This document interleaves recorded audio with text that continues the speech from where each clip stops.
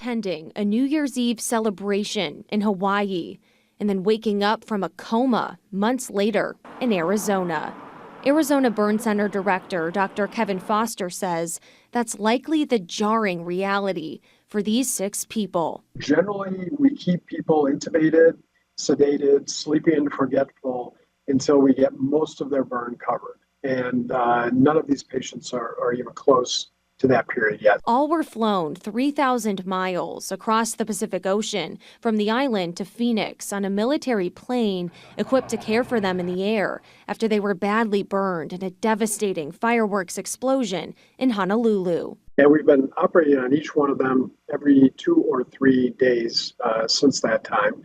And we've gotten the burns off of all of them, and we've started reconstruction and skin grafting efforts. Dr. Foster says the severity of their injuries range from nearly 50 to 80% of their bodies burned.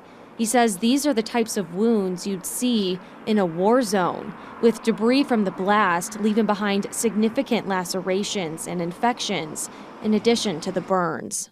These are potentially lethal, deadly injuries. Multiple sources confirm the photos you see on your screen are the 6 victims hospitalized at the Diane and Bruce Hawley Arizona Burn Center near Camelback and 40th Street. We're told they are in their 20s and 30s, and according to GoFundMe fundraisers, 2 of them are dating, and 2 others have a 3-month-old baby together. It's our goal to have everybody leave here and go back to Hawaii and live the lives that they were living before. The Arizona Burn Foundation is providing housing in the Phoenix area for 20 family members of these 6 survivors.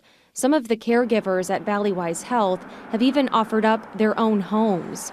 Donations are going toward things like hotels and transportation, as well as emotional services. We do know this is a long-term impact for these families, and we're trying to make their stay as comfortable as possible.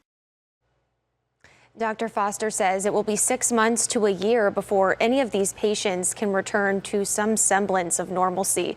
This is traumatic. He expects many of them to suffer from PTSD, and he says they will need both mental and physical support throughout their healing journey. Despite the long road ahead, we're told all of the victims are right on track to recover. Live in studio, Michaela Marshall for Arizona's Family.